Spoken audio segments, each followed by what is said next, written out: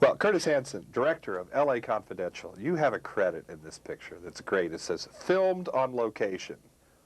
Well, now, does that mean it's filmed on location in L.A. in terms of space or in terms of time?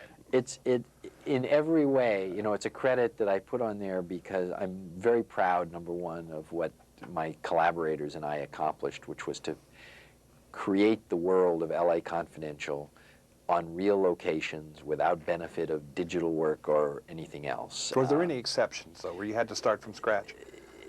We built the Victory Motel, but we built it out in Baldwin Hills in the oil field there. So in fact, it's still on location. The only time that we shot on a stage, as it were, is the scene that takes place on a stage. The Badge of Honor fundraiser, the big scene between Danny DeVito and Kevin Spacey. We shot that on one of the stages at the old Goldwyn studio. But I'm surprised you were able to shoot as much as you could outdoors, because you've said that L.A. has no respect for its past, which I guess means they haven't kept anything or preserved Exactly. anything. L.A. is a living, breathing, constantly changing organism, and consequently... Sounds like a virus. Well, for better or for worse. So things get, you know, changed around, reinvented, and so forth. However, the past is still there to find in the city, and that was the challenge and the opportunity, and I wanted very much to avoid shooting in the sort of L.A. landmarks. I wanted to go into the neighborhoods and have the picture feel sort of contemporary and kind of casual in its approach.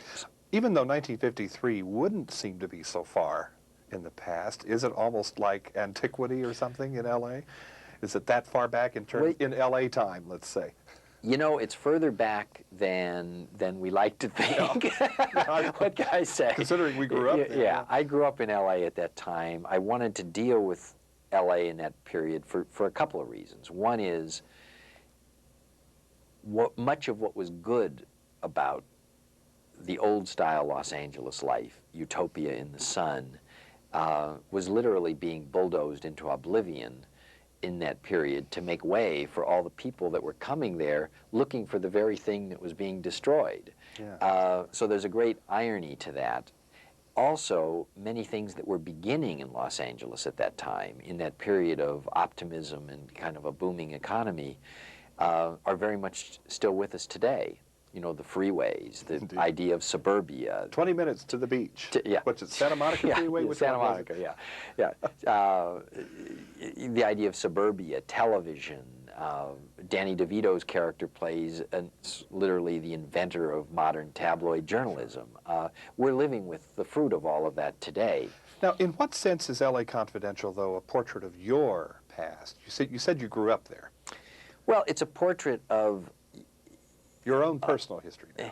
Well, as I think all of us that have grown up in, let's say, the latter half of the 20th century, have to reconcile those images that we saw on the screen, on television, and so forth, with reality as we see it. And that's very much the theme of the movie. It's a theme that's very personal to me, that in fact, to greater or lesser degree, I think I've dealt with in every movie I've made, whether it's the seemingly ideal family in The Hand That Rocks the Cradle, or the charming, seductive Rob Lowe in Bad Influence, who is really temptation in disguise. Well, it's just I was wondering if Kansas City, in a way, is Robert Altman's own homage to his boyhood. Is there anything in L.A. Confidential that we could point to in your case? Well, yes. I mean, again, I have so many powerful images from childhood that I was trying to pour into this movie. And if you want to get down to specifics, there are locations such as the Formosa Cafe.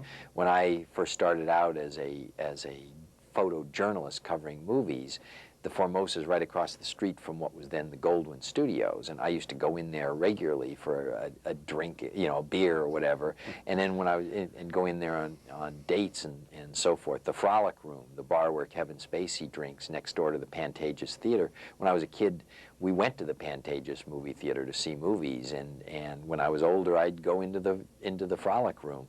The picture is filled with images that you know, have a personal significance And to me. those great movie marquees. Could any movie title be more apt for LA Confidential than The Bad and the Beautiful? You know, The Bad and the Beautiful is there for a couple of reasons.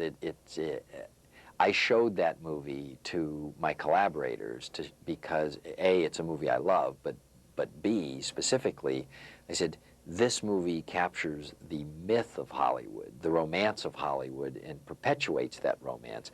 This is what we're not doing, except with the Kim Basinger character, who in a sense is exploiting that myth and selling it to the suckers. What we're trying to do is deal with the 50s and life behind the myth. Now, as we get out of here, would you do me a favor and extend my greetings to Rollo Tomasi? He's will. out there somewhere in every city.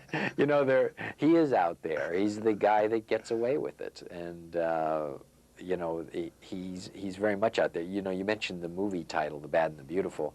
The other title on a marquee in the movie, War of the Worlds, yes, when we see Kevin Spacey, would also be an apt title for this movie. And When Worlds Collide. When Worlds Collide, excuse me, that's Yeah. what I meant. Lots of collisions. Yes, yes, it's the collisions. You know, Kevin Spacey's got one foot in the world of police, one foot in the world of show business.